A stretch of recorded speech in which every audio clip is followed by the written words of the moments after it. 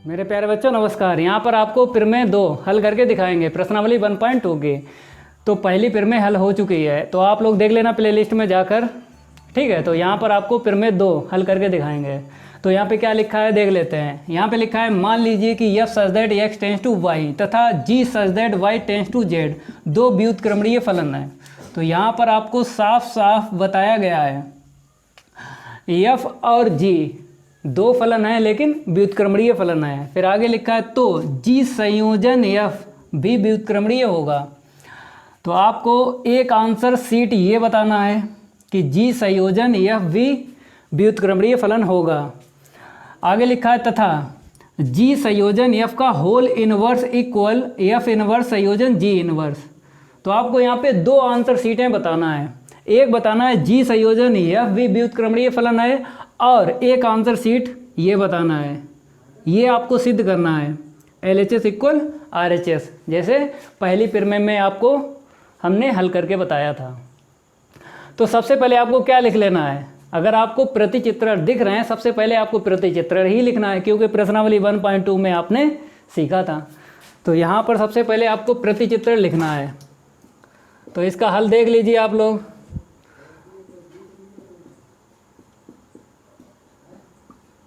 प्रतिचित्रण, तो यहाँ पर प्रतिचित्रण दो दिए गए हैं। एक दिया गया f such that x tends to y, और यहाँ पर बताया भी है दो व्युत्क्रमणीय फलन है।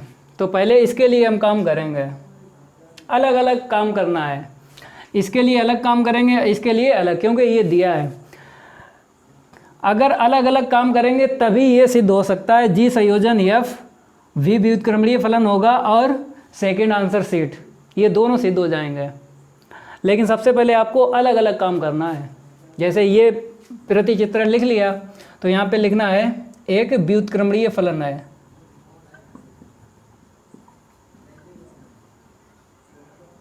एक व्युत्क्रमणीय फलन है। अब आप लोग ये बताइए, अगर f such that x tends to y व्युत्क्रमणीय फलन है, तो मेरे भाई f जो फलन है एक एकी और आच्छादक होगा। क्यों? क्योंकि प्रश्नावली 1.3 का पहला वीडियो आपने देखा था, वहाँ पे दूसरा रूल, उसमें 2 पॉइंट आपको बताए थे। तो वहाँ पर दूसरा जो पॉइंट बताया था, वहाँ पे आपने सीखा था व्युत्क्रमणीय फलन, जब f कैसा हो, फलन एक एकी और आच्छादक है, तभी तो f इनवर्स परिभाषित होता है। तो यहाँ पर पहले बता दिया गया एक व्युत्क्रमणीय फलन है, यहाँ पर पहले बता दिया व्युत्क्रमणीय फलन। तो मेरे भाई अगर व्युत्क्रमणीय फलन है तो f जो फलन है एक एकी और आच्छादक होगा। तो यहाँ पे लिख लेना है आपको, तो फलन f एक एकी आच्छादक होगा।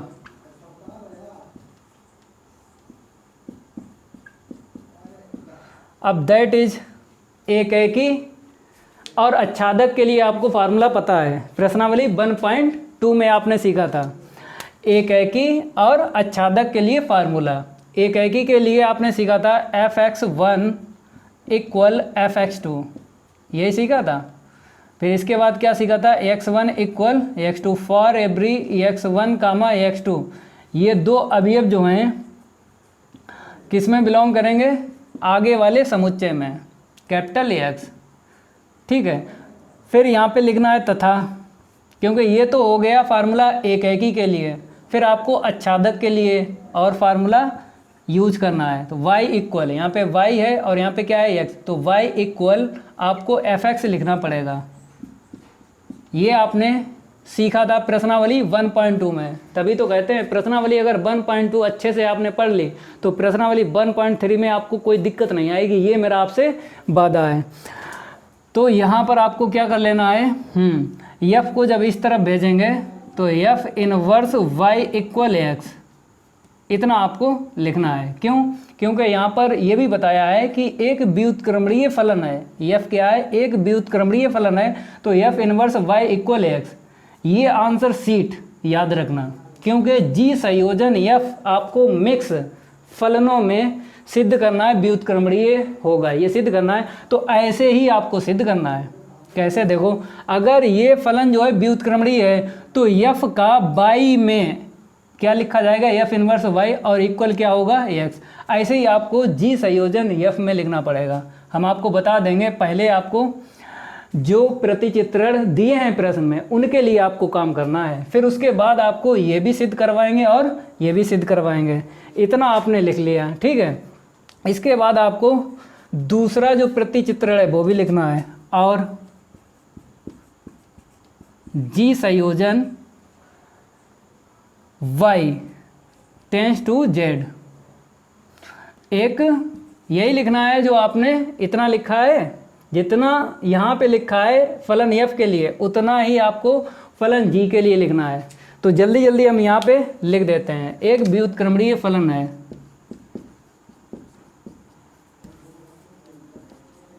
एक व्युत्क्रमणीय फलन है,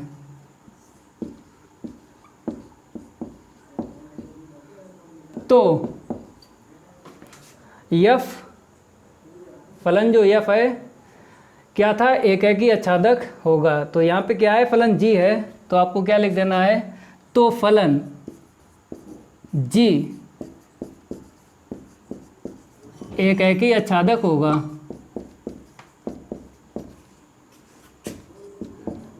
इतना आपने लिख लिया, ठीक है। अब आपको दैट इज लिखना है, जैसे ये आपने लिखा इतना, 1 2 3 लाइनें, 3 लाइनें इसके लिए लिखना पड़ेंगी। लेकिन कैसे लिखोगे, यहाँ पे आपने लिखा था fx1 इक्वल fx2, तो f के पास में क्या था, x था, तो आपने fx1 इक्वल fx2 लिखा। लेकिन g के पास में क्या है, y है, तो आपको gy1 इक्वल क्या लिखना है, gy2, ऐसे लिखना है। ट्रिक आना चाहिए आपको, ट्रिक आती है तो कोई दिक्कत नहीं। फिर इसके बाद y1 इक्वल y2, फिर फॉर एवरी ये y1 कामा y2 ये बिलोंग किस में करेंगे, जो g में प्रतिचित्रण है, जो आगे समुच्चय है ना, उसी में ये बिलोंग करेंगे दो अवयव।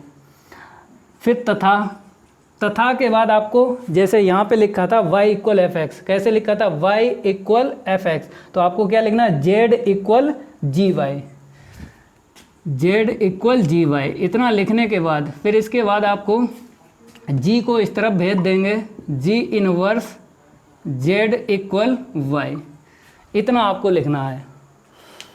अब इसके बाद आपको g संयोजन f व्युत्क्रमणीय सिद्ध करना है। जैसे यहाँ पे लिखा है, अगर फलन या व्युत्क्रमणीय है तो ये आंसर शीट है, अगर g फलन क्या है, व्युत्क्रमणीय फलन है, तो आंसर शीट ये है। अब आपको g संयोजन f सिद्ध करना है, तो यहाँ पर थोड़ा सा हम रफ कर देते हैं, लेकिन ये आपको 1 2 3 ये 3 लाइनें और ये 3 लाइनें याद रखना है। देखो, क्योंकि यहाँ पे हम रफ कर देते हैं, हमें तो याद रहेगा, लेकिन आप लोग नोट करते रहना, तभी आपको समझ में आएगा। देखो कैसे, तो यहाँ पर आपको हम ये सिद्ध करके दिखाएंगे। तो g संयोजन f, ठीक है। अब आपको यहाँ पे क्या दिख रहा है, f दिख रहा है, तो प्रतिचित्रण में f के करीब कौन सा समुच्चय x है, तो आपको यहाँ पे स्मॉल x ले लेना है, ठीक है। अब आपको पता है ये x जब फलन को देंगे, f को देंगे, तो ये संयोजन हट जाता है। तो आपको कैसे लिखना है, g फिर ब्रैकेट fx, याद रखना कैसे, फिर रिपीट करके आपको बता देते हैं। जब ये x आपने किसे दिया, f को दिया, तो ये संयोजन हट जाता है। अब आपको पता है कि fx का मान कितना था, y, जो हमने यहाँ पे रफ कर दिया है, क्योंकि y इक्वल fx बताया था हमने, तो fx का मान y हमने रख लिया, ठीक है। हमने बताया था जो हम रफ कर रहे हैं ये आपको पता हो। फिर gy का मान देखो, यहाँ से gy का मान कितना है, z है। अब यहाँ पे क्या आएगा, g संयोजन f, ठीक है, क्योंकि ये तो इक्वल ही चल रहा था, g संयोजन f फिर x। अब आपको व्युत्क्रमणीय दिखाना। व्युत्क्रमणीय का मतलब ये होता है कि इनवर्स, तो यहाँ पे इनवर्स कैसे आएगा, इसको उस तरफ भेज देंगे, तो x इक्वल कितना आएगा, g संयोजन f का होल इनवर्स z। अब यहाँ पर आगे आपको हल करके दिखाएंगे, लेकिन इसे सबसे पहले हम क्या करेंगे, रफ कर देते हैं। अब आपको इसी को सही से लिख देना है, कैसे, g संयोजन f का whole inverse Z equal X. ठीक है, अब इसे समीकरण डाल देना है, क्योंकि दूसरा जो पार्ट है सिद्ध करेंगे तो इसकी ज़रूरत पड़ेगी। ये तो सिद्ध हो गया, जी संयोजन एफ भी एक व्युत्क्रमणीय होगा, क्योंकि इसकी प्रतिचित्रण बना के दिखा रहे हैं आपको, जी संयोजन एफ की प्रतिचित्रण। तो कैसे मिक्स करके आपको प्रतिचित्रण लिखना है, जैसे सिंगल सिंगल आपको दिख रही है, अब आपको मिक्स करके लिखना है। देखो कैसे, तो यहाँ पे एफ है ना, तो यहाँ पे एक्स लिखना है, फिर टेंस टू यहाँ पे क्या लिखना है, यहाँ पे लिखना है जेड, क्योंकि जो सेम टू सेम है, ये बाई इसमें भी है और इसमें भी बाई है, तो इसे हटा देना है। सेम टू सेम है ना समुच्चय दोनों प्रतिचित्रण में, तो उसे हटा देना है, एक्स टेंस टू जेड लिख लेना है। अब बताइए, ये जो आंसर शीट आई है, जी संयोजन एफ भी व्युत्क्रमणीय होगा, बताओ ये सही है या गलत है? सही है मेरे भाई, क्योंकि आपको पता है जब आपने G inverse Z equal Y लिखा, कैसे लिखा, जी जो है इनवर्स जेड इक्वल वाई, तो आपको पता है हम इसका रिलेशन करेंगे, जी संयोजन एफ का इनवर्स जेड इक्वल क्या आएगा, एक सही तो आया। तो यहाँ पर देख लो, ये प्रतिचित्रण है और ये आंसर शीट आई है। ठीक है, क्यों ठीक है? क्योंकि आपको दिया है ना, वैसे ही आपको यहाँ पे सिद्ध करना है, तो यहाँ पे सिद्ध हो गया। ये यहाँ पर हम बॉक्स ले लेते हैं। ठीक है, अब आपको यहाँ पे लिख देना है, जी संयोजन एफ एक व्युत्क्रमणीय फलन है।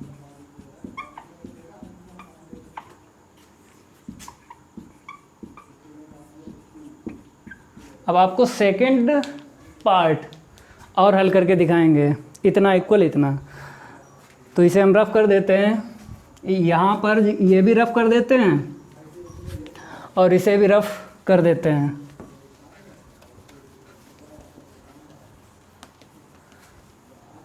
सेकंड पार्ट देखिए आप लोग,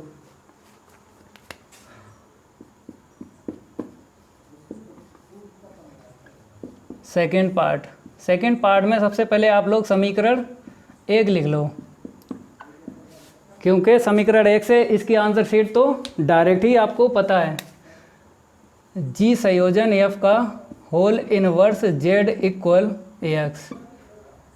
ठीक है, अब आपको इसकी आंसर शीट और निकालना है, और इतनी ही निकलना चाहिए। तो यहाँ पे और लिखना है, फिर इसके बाद एफ इनवर्स संयोजन जी इनवर्स।